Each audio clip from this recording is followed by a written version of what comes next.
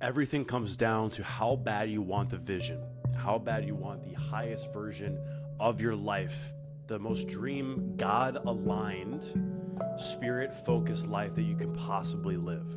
It's all about that. Now, tying the fitness, guys, to that, when you build the body, you're literally developing the armor. You're developing the weapon. You're developing the shield for you to create that vision that God has for you. Because in order for that vision to happen, you need to become the person that's able to hold that vision. So in today's video, we're going to be talking about motivation, how you can really embody this version of you in order to connect to that North Star. How to never lose motivation again is going to be a big part of this video and really the cornerstone of Paladin. Motivation gets you into the gym, but it doesn't allow you to stay, right? We see it all the time. Discipline allows you to stay, but even more so, how do you always stay motivated, or how do you always just get fired up? Know what you're fighting for. Know what you're fighting against, right? Know what you're fighting for and what you're fighting against. Remember, the heaven and hell module in our school. The heaven and hell meditation is simply, where do you want to be? So that's a pull. And where you feel so much pain, that's a push. So you feel the fire, you run away from the fire and you run towards the heaven. That's motivation from both sides. You see that? That push-pull dynamic. And that's what creates literally permanent changes in this program. The push-pull dynamic allows you to fully embody where you need to go, and you have no choice but to get to that North Star. Now, it's important to get clear on what your North Star is, to get clear on what your heaven is. That's why that's the first step, primal clarity. Take time. Take even just an hour to sit down. I know we're so busy, we're always doing different things, but just take an hour to sit down and develop your vision. And it doesn't even have to be written out. I've noticed, to be honest myself, pictures are worth 1,000 words, as they say. And if you develop a vision board, I found that to be the most effective reality creation tool under God that you can possibly live. Now, let's be super clear, because this is faith-based. This is God-centered. It's not New Age, egocentric manifestation bullshit. We have to be really clear. You have to distinguish between your spirit's desires, your soul's desires, your heart's desires, and the fleshy desires.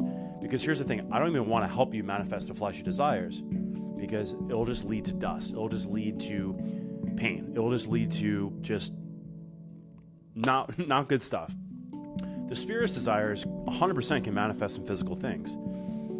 If you're abundant, money is going to come to you. If you're just in a state of love, you talk to the opposite sex, love is going to come to you. If you're creative, if you're just in a creative spirit, creation is going to come to you. Creation is going to come out of you. And what's going to come out of that? A business. If you're just in a playful mood, what's going to come out? Friends. What's going to come out? Just all these different things. You see that this is law. When you embody the state, that you want to, that your dream allows you to embody. If you embody that state first, that dream will manifest. But remember, it needs to be God-centered for it to be of the kingdom, to be of what you're building. Otherwise, it's going to turn to dust, and it's not worth it. So really sitting down and connecting to your heart, connecting to God, praying to God, asking Him, what do I need? What is your will through me? Because all of you, the kingdom of heaven is within you. You are a ray of sun, and the source is the sun, S-U-M and S-O-N. You're a ray of that. So you're not the creator, like the major creator, but you have His essence in you, and He wants to create through you. So look at yourselves as co-creators. Now, the gym, you need to become a weapon in your alignment in order for you to embody your dream. So once you have your dream clear, we can move on to step 2, which is start to embody the man in which that becomes. So if you guys see in our chat, #general, you're going to see I put one of my vision boards. If you really look on the bottom, I'm still working on it myself. But on the bottom, there's going to be the second page is like an identity shifting video, identity shifting page. And this identity shifting page is really just like the highest version of myself. How does he walk? How does he dress? How does he live? How does he talk? And for you guys, you have an identity that is tied to that vision. So create the vision first, then the identity, and then you have really powerful stuff. We're going to keep adding on to this in this program. But notice that once you have that, then you can start embodying that person that has that vision. Now, the third step is practice. Third step is become aware throughout the day when these things happen. When the old you pops up, that nervous system might freak out and say, I want to go binge food, or I'm just not going to work out, or hey, I'm just going to destroy something, right? Like self-sabotage. You take a step back, and this is when your meditation practice comes in. You can't control your nervous system. Like, you can't. I don't care who, like hypnosis could happen in an instant, but your nervous system still remembers a lot of shit. That will change your mind, but does it change your body? I don't know.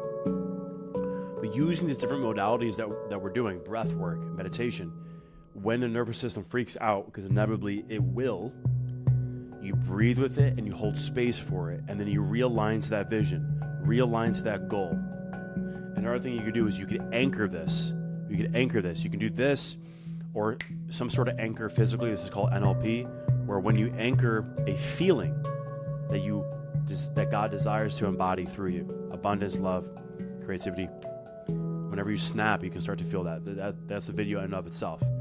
But the main point here, guys, is practice holding space for yourself.